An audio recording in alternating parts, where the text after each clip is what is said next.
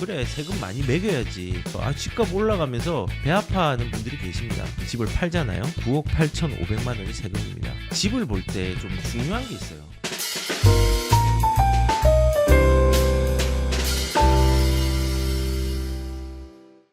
제가 오늘 아침에 제가 이 댓글을 봤거든요. 시장을 엄청나게 거부감을 가지고 거래 활성화에 대해서 거부감을 가지는 사람들이 되게 많습니다. 오른 가격을 보니까 기분이 안 좋거든요. 그래서 비난만 하고 이 거래 활성화에 대한 부분들이 생기면은 거부감을 가지고 잘하고 있어. 그래 세금 많이 매겨야지. 규제 완벽하게 해야지. 라고 얘기하시는 분들이 굉장히 많이 있어요. 그래서 어떤 분이 저한테 이러더라고요. 세금 많이 내라. 부자면서 왜 300만 원이 아까운가? 20억짜리 집 사면서 뭐 보유세 300만 원 이게 뭐 내는 게 대수냐? 라고 얘기를 하는 거예요. 보시면은 돈 많은 사람은 비싼 아파트 사고 세금도 많이 내면 전 국민이 좋은 일인데 왜 내가 세금을 내는데 전 국민이 좋아야 됩니까? 우리나라의 세금 내는 구조가요. 진짜 실질적으로 세금을 내는 사람은 한 20%밖에 안 됩니다. 아니 월급 받아서 나중에 나는 이제 세금 내는데 매달 내지 않냐라고 하는데요. 우리 이제 급여를 받으신 분요. 뭐 토해 내는 분도 있지만 환급 받는 분도 되게 많습니다. 근데 소상공인, 사업자 그런 분들은 세금 많이 냅니다. 진짜 많이 냅니다. 그래서 급여를 받으시는 분보다 자영업을 하시는 분이나 사업을 하시는 분이 세금이 진짜 무서움을 압니다. 저도 세금 무섭거든요. 좋은 것도 있습니다. 대출의 능력들이 커지는 것도 좋은데 세금 규모 자체가 크면요 부담이 되는 건 사실입니다. 그리고 아파트를 20억 넘게 주고 사면서 1년 보유세 300만 원 돈 없다, 돈 아깝다라고 하는 사람 장단 맞추는 게 어불성설이다라고 얘기를 하는 거예요. 그래서 제가 댓글을 달았습니다. 자, 저의 답변입니다. 시가 20억 공시지가를 15억이라고 가정을 하고 2025년 기준으로 보유세는요. 계산을 해보니까 한 415만 원 정도 돼요. 1주택자. 근데 다주택자는 500만 원입니다. 그러면은 이것도 뭐 300만 원이나 뭐 이제 잘못 계산했다 치고 뭐 400이나 500이나 별 차이 안 나네 할 수 있는데 크죠 사실은. 근데 집을 가진다는 건요. 과연 보유세만 가질까요? 이 보유세는 또 매달 나옵니다. 근데 우리가 이 집을 사기 위해서 취득세도 냅니다. 20억짜리 시가 20억짜리 주택을 사면요. 이거는 공시지가로 안 매기고 시가로 매기잖아요. 1주택자가 20억짜리 집을 사면 취득세 6,600만 원입니다. 그리고 지금 보시면은 만약에 조정 대상 지역에서 2주택이 되면요. 20억짜리 주택을 사면요. 취득세가 1억 6,800만 원으로 바뀝니다. 왜냐? 8.4%거든요. 그리고 20억짜리 집에 차익이 10억이 났다고 치겠습니다. 그래서 5년 뒤에 30억이 났다고 하면은 1주택자는 비과세가 아니에요. 12억이 넘어가면은 그 장기보유 특별공제를 적용시켜 가지고 12억 공제하고 그 이유에 대한 부분들은 세금을 내죠. 양도세 1억 9천입니다. 작아 보이죠? 2주택자는요. 조정 대상 지역에 집을 한 개를 매도하면요. 지금 현재 기준에서 5억 9천 300만 원, 5억 9,300만 원이 양도세로 세금을 냅니다.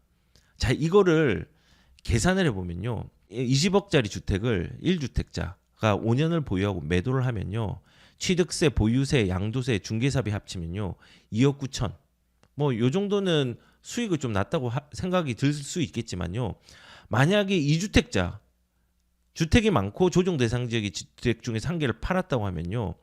취득세, 보유세, 양도세, 중개사비 합쳐서 7억 9천이 나갑니다. 지금 20억이 30억으로 됐거든요. 그럼 30억에서 7억 9,800만 원. 내가 가져가는 건 2억 200밖에 안 되는 거예요. 근데 극단적으로 20억 주택이 30억이 되었어요. 근데 3주택자인데 5년 보유하고 조정 대상 지역에 있는 집을 팔잖아요. 그러면요. 9억 8,500만 원이 세금입니다. 이게 세금이 작은 건가요? 내가 5년 동안에 자원봉사하려고 집을 산 건가요? 이러니까는 다주택자들이 거래가 안 되는 거예요. 이 거래가 돼야지 임차 시장의 안정화가 되는 거거든요. 근데 다시 돌아와서 자 이제 조금 더 마저 더 하겠습니다. 세금이 이렇게 많습니다. 지금 여기에 계산되지 않은 게 건보료, 향후에 부과될 임대소득세까지 합치면요. 5년 동안 마이너스예요. 이게 정상이라고 생각하시나 물어본 겁니다. 그리고 지금 여기서 뭐라고 했냐면요. 아니 뭐 300만 원 아깝다고 장단 맞추는 게 어불성설이다 했는데 저는 이렇게 생각하거든요. 강남에 사시는 분 중에 월급 400만 원 받는 사람 있고 500만 원 받는 사람도 있습니다. 경제 활동이 없는 어르신도 있거든요. 강남에 산다고 강남권에 산다고 돈 다 잘 버는 거 아니에요. 그리고 더불어서 300만 원 보유세라고 쳐요. 그 이상 내지만 그냥 300만 낸다고 칩시다. 근데 이 300만 원이 빠져나가는 게 일상 속에서 이거를 빠져나가는 게 작은 돈은 아닙니다.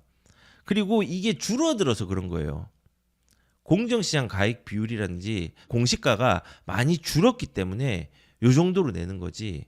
그 전에 몇 천만 원 냈습니다. 1주택자도 세금 많이 냈습니다. 고가주택 가지고 있으면은. 그래서 어불성설에 표현했는데 와부내명이라고 생각합니다. 와부내명은 한번 찾아보십시오. 예, 와부내명이라고 생각합니다. 그래서 2025년 기준으로 제가 이렇게 말씀을 드린 겁니다. 그래서 제가 요거 댓글을 좀 읽어드린 이유가 그런 거거든요. 아니 오른 가격을 보면서 거래 활성화가 되면은 집값 올라가면서 배 아파하는 분들이 계십니다. 그리고 배 아파하면서 내가 다른 걸 준비하면 되는데 그냥 거부가 반응을 보이면서 전 국민들 좋은 일 세금 내서 전 국민 좋은 일 해야지 왜 그 거래 막는 게 뭐 나쁘고 세금 그거 조금밖에 안 내면서 왜 그렇게 하냐. 세금 많이 내거든요. 그냥 표면만 본 겁니다. 코끼리를 눈 감고 코끼리를 모르는 사람이 코끼리를 코를 만지고 코가 기네 코끼리는 길다. 그 다음에 꼬리를 만지면서 가느네 코끼리는 가늘다라고 단편적으로 보는 게 아니라 전체로 따지면요. 부동산이 이게 세금 많이 내라는 게 말이 됩니까? 지금도 많이 내는데 이거 그리고 300만 원이 아깝다. 300만 원이 아까운 게 이게 원래 월급 500만 원 받는 사람이 300만 원 내는 거 큽니다. 그래서 시장에 참여하지 못했다고 지금 상황을 비판하면서 이상적인 얘기를 하는 것은 내 자산에 전혀 도움이 안 됩니다. 이런 비판을 할 시간에 내 자산에 맞는 내 삶에 맞는 내 보유 금액에 맞는 기회들을 살펴보는 게 훨씬 더 도움이 됩니다. 이런 자세를 가지시는 분들이 많이 없었으면 좋겠습니다. 이 댓글을 쓰신 분한테 미안한데 이 댓글 자체의 가치가 그리 자산을 늘리는데 좋은 경향성을 가진 분은 아니라고 저는 생각이 듭니다. 그러면 이제 부동산에 역발상을 해가지고 기회를 보라고 얘기를 했는데 그러면은 뭐 강남이나 이런 데는 뭐 다 사도 되냐라고 이제 얘기를 할 수 있는데 이런 건 사시면 안 됩니다. 오피스텔이라도 살까? 토지 지정에 날벼락에 비아파트가 눈길을 끌고 있다. 그럼 우리는 오피스텔을 산다의 개념이 아니라 오피스텔을 가진 사람들이 이제 역발상을 해야 되는 거예요. 오피스텔을 가진 사람들이 이제 비아파트에 눈길이 갈 때 수요자가 몰리잖아요. 이렇게 밀려오잖아요. 그러면은 이거는 매수의 타이밍이 아니라 내가 가지고 있는 물건의 매도의 타이밍으로 봐야 돼요. 거꾸로 봐야 돼요. 그리고 웬만하면은 오피스텔을 진짜 시기적으로 뭐 5억짜리 집이 한 3억으로 떨어졌다. 그러면은 시기적으로 사도 됩니다. 사도 되지만요. 보편적으로는요. 이 매도할 타이밍들이 많지가 않습니다. 오피스텔이. 그래서 오피스텔을 무조건 사지 말라는 아니지만요. 웬만해서는 사지 말라는 겁니다. 그리고 오피스텔 만약에 산다. 지금 여기서 살까라는 걸 거꾸로 해석했다고 생각합니다. 비아파트에 눈길을 줄 때 내가 어려워했던 오피스텔 물건들을 이제는 매도의 타이밍으로 잡는 게 중요합니다. 그리고 제가 또 한 개 PT로 좀 이제 만든 게 있는데 우리가 집을 볼 때 좀 중요한 게 있어요. 집값에 선택을 할 때 아까 오피스텔 얘기를 했지만은 집값에 수요가 몰리는 물건 그 다음에 시기가 되게 중요해요. 예를 들어서 아까 오피스텔 얘기했는데 입지적으로 볼 때는요. 서울이 수요가 가장 많아요. 그래서 사람들이 여기를 살려고 하는 거예요. 그리고 수도권 그 다음에 수요가 많아요. 그리고 광역지자체 수요가 많죠. 그리고 지방 이 순으로 요렇게 왼쪽으로 갈수록 수요가 많은 거예요. 오른쪽 갈수록 수요가 작은 거고 그 수요가 작죠. 이게 많죠. 입지적으로 그렇고 물건으로 볼 때는 아파트가 수요가 제일 많아요. 그리고 오피스텔, 빌라 그다음에 수요가 있고 상가 지산이 수요가 제일 작아요. 그래서 우리는 여기에서 지금 요 안에서 뭔가를 해결해야 되고 지방에 사는 사람들은 여기에 임차로 살고 여기에 이제 투자를 하거나 광역지자체도 투자를 할 수 있는 데는 일부 있습니다. 일부 지역들 부산도 그렇고 제가 대구도 얘기하고 세종시도 얘기를 하죠. 부산 전체는 아니고 그 중에서도 일부입니다. 그래서 우리는 집값의 움직임을 볼 때 수요가 많은 걸 따져봐야 돼요. 수요가 많은 거. 인구가 준다. 인구가 줄어도 수요가 있는 데는 계속 유입이 되는데 서울 같은 경우는 인구는 줄어들었어요. 근데 수요는 계속 유입이 돼요. 인구가 10년 동안 70만 줄어들었어요. 근데 수요는 유입이 됩니다. 그래서 집값에서 움직임 올 때 수요가 많은 데를 선정하는 게 되게 중요합니다. 자, 그리고 이제 시장의 여건을 볼 때 이런 대출의 완화와 규제를 봐야 되고 경제의 호황이나 불황을 봐야 되고 그다음에 공급 축소와 과잉의 여부를 봐야 됩니다. 여기는 거꾸로예요. 대출의 완화를 할 때는 수요가 많아지고 그다음에 경제 호황이 많을 때는 수요가 또 많아지죠. 공급 축소되면은 수요가 막 몰리죠. 수요가 몰리죠. 공급이 작으니까 상대적으로 몰리는 겁니다. 근데 여기는 수요가 작아지죠. 대출 규제라면 지금 같은 시장이죠. 불황 지금 같은 시장이죠. 수요가 작아지죠. 공급 과잉. 근데 재밌는 건요. 여기 입지에 대해서는 요쪽이 기회예요. 요렇게가 수요가 많은 쪽이 기회예요. 수요가 많은 쪽이. 근데 시장 여건은요. 수요가 작은 데가 기회예요. 대출 규제가 있어서 심리가 위축되었을 때 가격 협상을 할 수 있어요. 경제 불황이 왔을 때 가격 협상을 할 수 있어요. 공급 과잉이 되었을 때 이제 가격이 안정화되니까 내가 로얄층을 선택할 수 있는 기회들이 주어져요. 거꾸로 공급이 축소되면요. 가격들이 올라가요. 이때는 조심해야 되는 거예요. 경제 호황을 누릴 때 이때도 사람들이 좋다고 너나 나나 이제 자산을 늘리잖아요. 조심해야 될 때예요. 대출 완화가 되었을 때는 기회도 되지만요. 가격들이 올라가기 때문에 이 올라가는 어느 시점부터는 조심해야 돼요. 그래서 우리가 집값의 움직임에 있어서 조금 우리가 주의해서 좀 봐야 될 부분들이 이제 이런 거죠. 입지에 대해서는 수요가 많은 곳을 찾아야 되지만 시장의 여건에 대해서는 수요가 적게 몰릴 때를 생각을 하고 가야지 기회가 된다. 이 집값의 움직임에 올립니다. 그리고 이 전체를 움직이게 하는 것의 핵심은 뭐냐? 핵심은 유동성입니다. 통화량의 팽창입니다. 화폐 가치의 하락입니다. 화폐적 현상입니다. 그래서 우리가 이런 입지랑 시장 여건이나 이런 시기들, 물건이라든지 입지라든지 여건들을 조금 보면서 투자의 방향을 잡는 게 좀 중요하다고 생각이 듭니다. 그래서 방금 여기 오피스텔이라도 살까라고 이제 얘기를 하신다면 오피스텔은 조심해야 됩니다. 앞으로 우리가 좀 생각해야 될 게 지금 시장에서 앞으로 이제 공포 언론들, 공포를 조성하는 신문들이 한두 달간 좀 많이 나올 거예요. 왜냐하면 규제를 가할 거고 이제 집값 떨어진다라고 얘기하는 사람들 분명히 있을 거예요. 이런 신문이에요. 실내로 동탄, 신도시, 구평, 7억대로 뚝, GTX A 효과, 기대치 반납이랬는데요. 요거 잘못된 거거든요. 이런 신문 많이 나올 거예요. 이런 신문. 왜 잘못됐냐? 여기 보시면은 화성 동탄 2조, 동탄 더 레이크 팰리스 전용 84가 지난달에 2건 거래됐는데 8억 8,300 매매 계약되었다. 근데 2021년 12억 9,500이 거래가 되었답니다. 실질적으로 보면은 8억 3천, 8억 1천 거래가 됐죠. 12억 9,500. 지금 이게 잘못됐는데 사실은 이렇게 올랐다가 떨어졌다가 조금 올랐거든요. 오르고 이게 정상적인 거래예요. 떨어지지 않았어요, 많이. 왜냐하면 지금 8억 1천, 8억 3천 여기는 조금 떨어지긴 했죠. 여기서부터 조금 떨어지긴 했지만은 실질적으로 이 그래프를 보면요. 떨어졌다가 올랐다가 보합 수준으로 간 거예요. 그러다가 좀 가격이 빠졌죠. 그리고 이 거래는 1층, 5층 저층이거든요.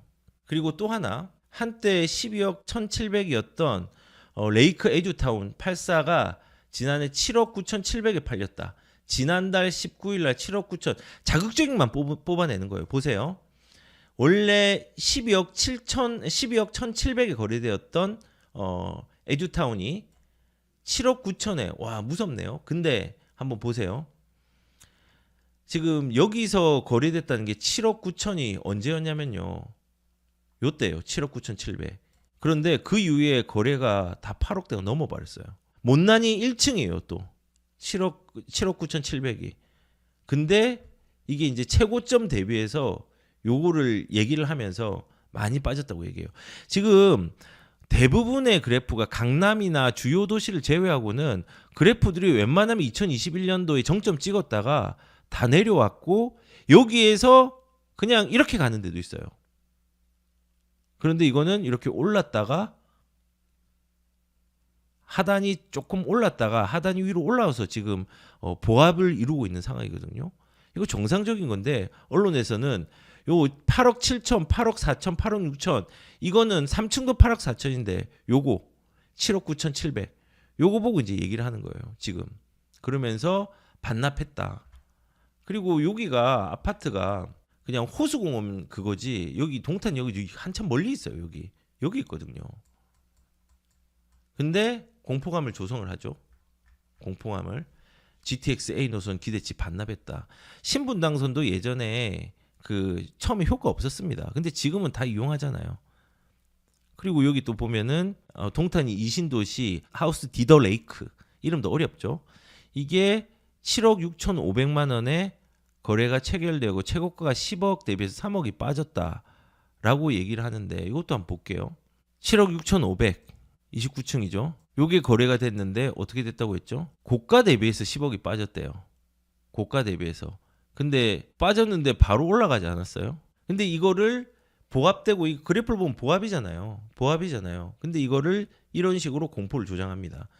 그래프를 안 보면 모르죠.